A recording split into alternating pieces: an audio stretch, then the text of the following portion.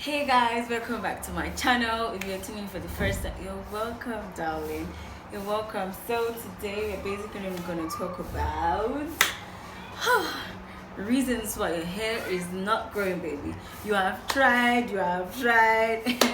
it's not growing. So I'm going to talk about a bunch of things that are the reasons or could be the reason why your hair is not growing, and I'm sure you pick up a thing or two where you're going wrong. So without further ado, let's jump right now. Now you know that you're a masterpiece. You probably feel like a catastrophe. You in the mirror every day saying, ugh, like masterpiece. That ain't really how it had to be. Now hold up. So let's start with braids. So there's this thing that braids are like the oga kwata kwata of hair growth. For me, I would say that is true and it's false. Now, I'm saying so because I think at some point when I got admission into KUST, which is in Ghana, Kumasi, and I noticed that because of the exchange rate then, it was amazing. So I could braid back to back and it was super cheap. And so I abused the fact that, I could braid all the time. And before I knew it, my edges were gone. My hair was breaking out. It was so bad. And I discovered that, last, discover what is good for your hair. And for me, I literally observed that braiding my hair back to back was just not the way forward. Like, I can't even do it now. So what I currently do is that I braid my hair once in 3 months, once in 4 months, or sometimes I even braid my hair maybe like twice a year. I don't braid as regular as people think I do. I just take a bunch of pictures and post them on intervals, and people think this is not about me, right? This is about you. This is about you. For all those out there, the kings and queens in the dandruff kingdom, my sister, you better not be taking your braids for 3 months, because by that 3rd month, the dandruff has literally clogged the pores, and believe you me, they are eating very well and they are breathing very well. So when you're combing it out, the hair is following the comb just that way. They are flying with, oh my god. Okay, so stop taking your braids for too long. It's too much pressure on your hair. You're tossing, you're turning, you're styling your braids, you're twisting. My sister, a lot of things, the hair is pulling out. You don't know, but if you're observant, you will know that some part of your hair becomes a bit spiky. And I'm talking about like the actual, so this is the cornrow. I can't really explain what I'm trying to say, but maybe I'll put a picture or something. The exact point gets weak with time. And for those of us in the dandruff community, in fact, you're the wrongest person. You are the don't even think about it. Don't stop it, okay? Just stop it. Stop taking your braids for too long. I noticed that there was one time when I did those very tiny braids, and I basically left it for like 2 months. By the time I took it out, my edges were gone. Like, this thing you're seeing now is the grace of God. So I was able to grow back my edges. So I'll make a video on how I grew back my edges after the most terrible braids ever that I did sometime in 2015. I think it was in 2015. Anyway, so that being said, stop taking your braids for too long. You are styling, and it's ripping your hair off. How do you take off your braids? When you're taking off your braids, and those of you, I'm talking about you. How do you take off your braids? After carrying your hair for 2 months, by the way, I take my braids for a minimum of 3 weeks and a maximum of a month, because after all that pain, you still have to slay. You cannot now lose the hair in 2 weeks or 1 week. It doesn't make any sense. So anyway, how do you take off your braids?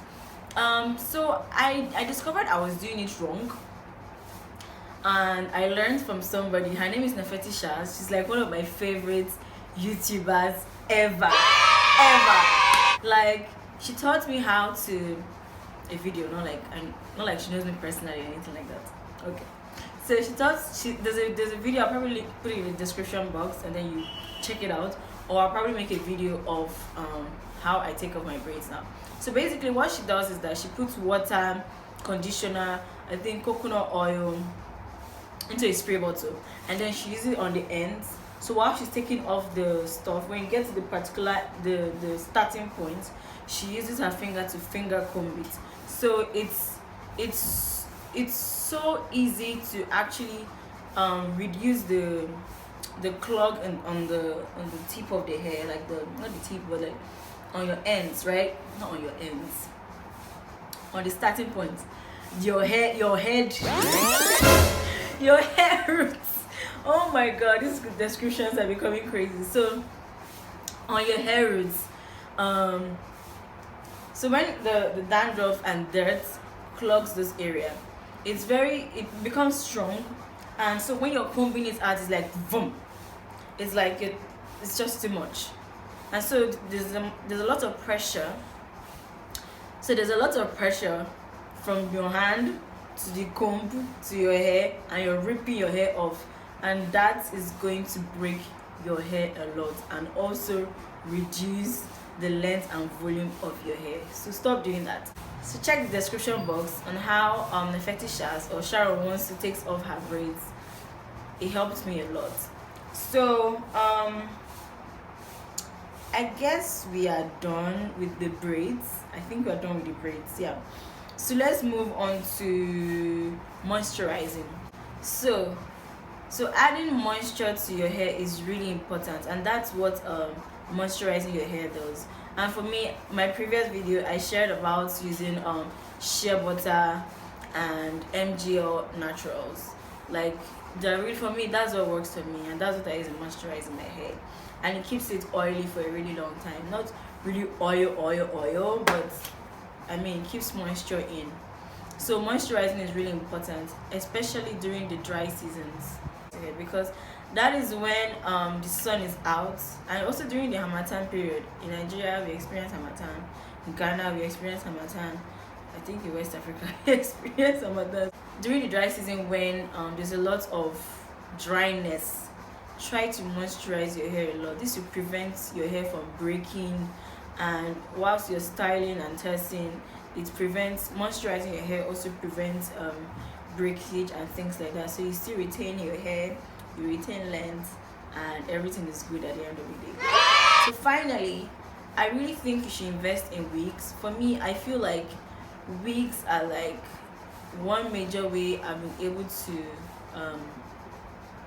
grow my hair, because when you moisturize and you put the cap on top, the wig on top of it, it helps prevent your hair from the amount of dehydration that happens. So it also protects your hair from the sun, and you know what the sun does? The sun dries everything, so it prevents heat damage and things like that. So if you have the money, I don't think it's that expensive, but there's some cheap wigs out there. I don't know if I should recommend any. If you feel like I should recommend any for you, tell me. But yeah, invest in wigs. They sell some on AliExpress, they sell some on Instagram, etc. So these are like my tiny tips, and a lot of tiny things and like stuffs I had to change that really helped with my hair growth. This is a picture of my hair. It was very spooky and very short and very sad, and this is the before video after applying most of the tips I actually share. And please check out the previous videos, because it's like a build-up of everything. They all add together to give you the exceptional and beautiful hair that you deserve. So thank you for tuning in today. Don't forget to like, comment, subscribe. If you have any videos you want me to talk about, feel free to keep it in the comment section, to leave it in the comment section. Thank you for tuning in today.